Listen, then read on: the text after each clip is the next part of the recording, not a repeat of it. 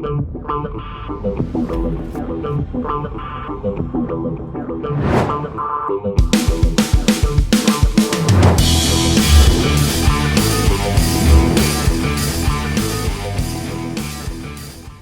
what's up, my fearless networking friends? Todd Falcone here today with a kind of a mobile episode. I guess I'm here in Costa Rica, kind of weird lighting, but still wanted to make sure I'm pumping out videos for you guys. So in today's episode, I want to talk about how to recruit when you're not recruiting, and what does that exactly mean? So something I've taught for many years is this concept of active recruiting versus passive recruiting. Active recruiting is where you're sitting down at your desk or wherever you might be working, and you are, doing these intentional reach outs that we would call like a planned reach out. Like you're sitting down at your desk or wherever you might work with a specific intent on picking up the phone and calling people, texting people, Facebook messaging, DMing people on Instagram, doing whatever you're doing, but it's like, this is like planned, sit down, I'm going to knock this out kind of activity. And then there's what we call passive recruiting. And that's what I want to talk about today. And passive recruiting, what's interesting, a lot of people don't do it. It's like kind of like out of sight, out of mind. It's like when they're sitting at their desk, that's when they're producing. Excuse me, I got a bumpy video. I'm doing the hand holding thing today because I don't have my normal equipment here. So passive recruiting is actually a really valuable activity. And that's what I mean by how you can be recruiting when you're not recruiting, because most people are not really planning on doing the recruiting at that time because they're just like at the grocery store, or they're running errands, or they're driving across town, or they're doing whatever they're doing, not recruiting. But this gives you an opportunity to be able to be recruiting when you're not recruiting, if you're present of mind enough to recognize and see opportunities that happen to appear before your very eyes, if you will, right? Could be, for example, like I'm sitting here in, yesterday, for example, I was on the beach in Costa Rica, and I was talking to this guy, Johan, who manages the chairs outside.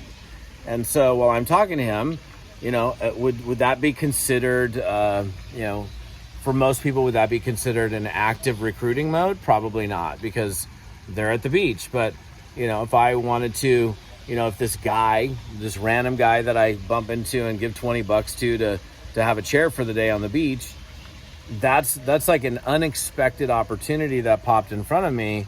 And from my experience, a lot of networkers will just pass that opportunity by.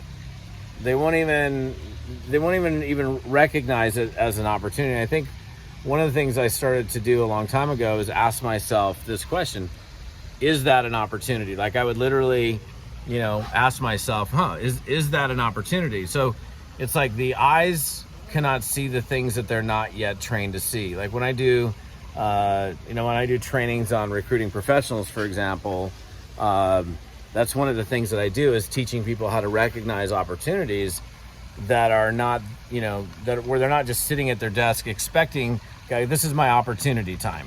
Like people seem to think, well, if I'm sitting at my desk or I'm in work mode, then this is my opportunity time. And I think one of the things that you can do as a networker is get yourself in the position where you're essentially ready to do business 24 hours a day, 7 days a week. I'm not saying we go do that. You got to have your free time. You got to have your play time and all of that.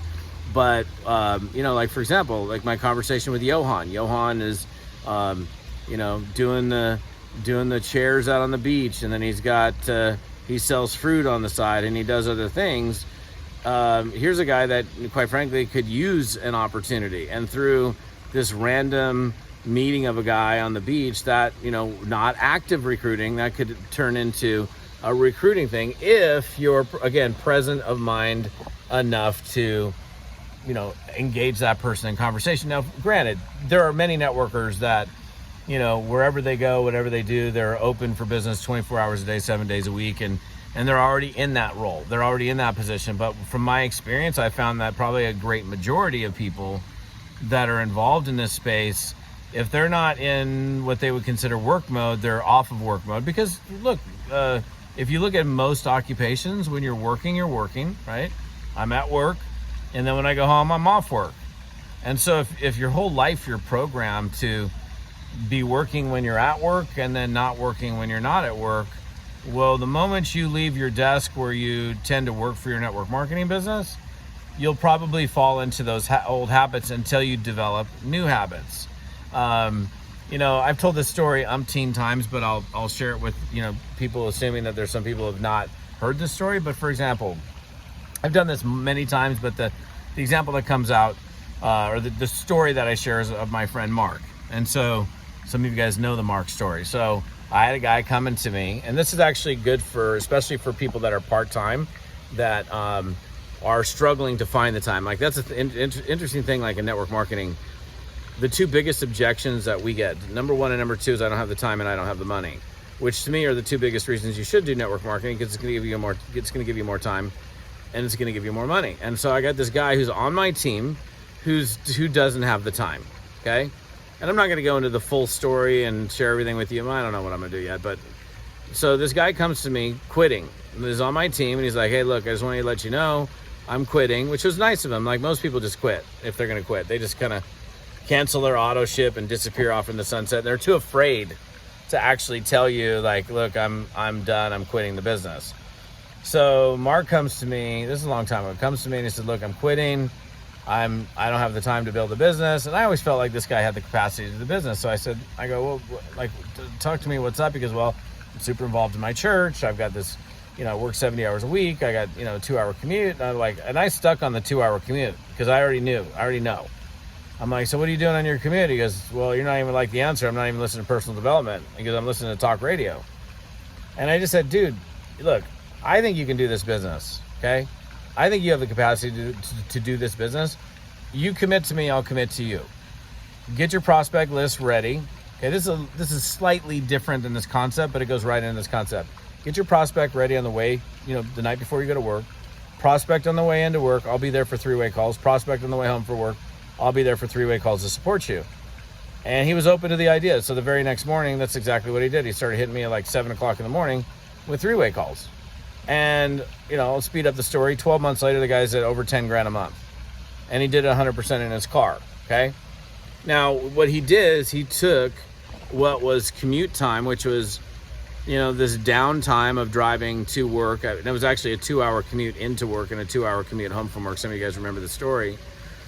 And we turned it into productive time. So we took what had typically been downtime, not recruiting time, and we turned it into recruiting time. I'm not saying you jump in your car and you go drive around and you go recruit, and you got to be safe and all of that. And like, this guy printed out his lead list, his prospect list. He did it on super big font. He taped it to his dash, and he was able to be safe, because safety is obviously an important thing.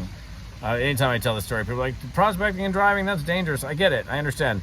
You gotta do you, and you gotta figure out whether you have the capacity to actually be able to do that safely or not. And if you can't, then you don't.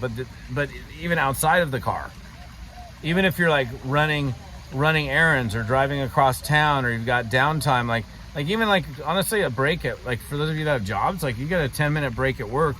Most people are looking at that as like, that's my break at work.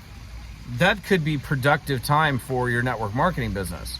And like, for example, a week or two ago, I was doing a training, and I was with my friend Rachel, and Rachel was, and I'll end with this. Like, this is what I mean. Like, Rachel launched her first network marketing business with her husband several years ago, probably, 8-9 years ago now.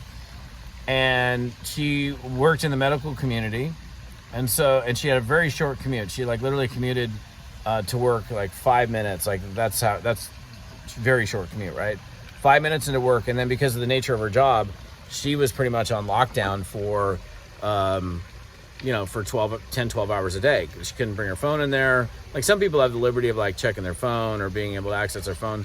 Her particular job, apparently she couldn't do that. So what she did is she would prospect one person on the 5-minute commute, that massive 5-minute commute, right? And she would say, look, hey, Javier and I are launching this business. We'd love for you to take a look at this video so you can see what we're doing. I'll call you on the way home. I got to go. And that's basically what she did every morning. And that's the thing. She did it every morning. So she would prospect this person on the way into work, and on the 5-minute commute home, she would get back to that person. And after 12 months, she was over 6 figures. Now, is that normal? No.